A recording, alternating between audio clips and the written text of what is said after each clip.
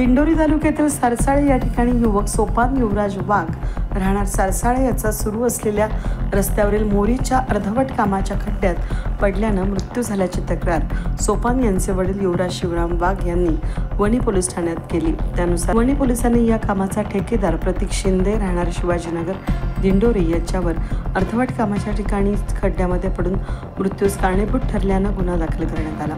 घडलेला प्रकार असा की करंजखेड ते भनवड रस्त्यावर सरसाळे या ठिकाणी अर्धवट कामाच्या ठिकाणी रात्रीच्या वेळी रस्त्याचा अंदाज न आल्यानं दुचाकीस्वार मोरीचं काम चालू असलेल्या ठिकाणी मोठ्या खड्ड्यात आदळल्यानं त्याचा मृत्यू झाल्याची घटना सरसाळे या ठिकाणी घडली असून ठेकेदारानं काम करत असतानाच या ठिकाणी बॅरिकेडिंग डायव्हर्जन असे काही फलक लावलेले नसल्यानं रात्रीच्या वेळी दुचाकीस्वार जोरात खड्ड्यात पडला।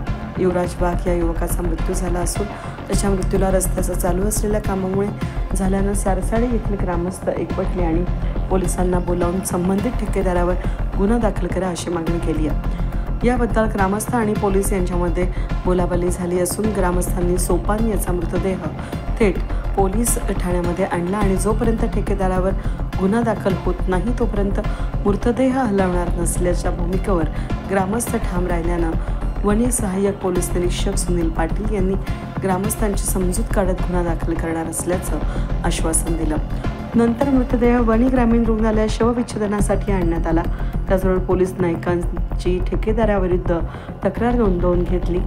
21 एप्रिलच्या रात्री 22 एप्रिलच्या पहाटे सोपान घरी जात असताना मोरीचे काम चालू असलेल्या ठिकाणी खड्ड्यात पडल्यानं त्याचा मृत्यू झाला। ही बाब सकाळी लक्षात आली। अपघात झाल्यापासून तिथेच पडलेला होता। ज्या ठिकाणी मोऱ्या बनवण्याचं काम चालू आहे त्या ठिकाणी कोणत्याच प्रकारची सुरक्षा व्यवस्था करण्यात आली नसून रस्त्यावर आजूबाजूला मुरुमांचे ढीग पडलेले रात्रीचं काम चालू असल्याचं समजण्यासाठी रेडियमच्या पाट्या देखील लावण्यात आल्या नव्हत्या। रस्त्याच्या लागूनच समोरच मोठा खड्डा कामाच्या ठिकाणी सुरक्षा रक्षक बॅरिकेडिंग नसल्यानं अपघात झाल्याचा आरोप ग्रामस्थ करतात। याबाबत वणी पोलीस गंभीर दखल घेत गुन्हा दाखल केला असून पुढील तपास पोलीस उपनिरीक्षक गणेश कुटे करत आहेत। वेद न्यूजसाठी प्रतिनिधी सागर मोरे, वणी।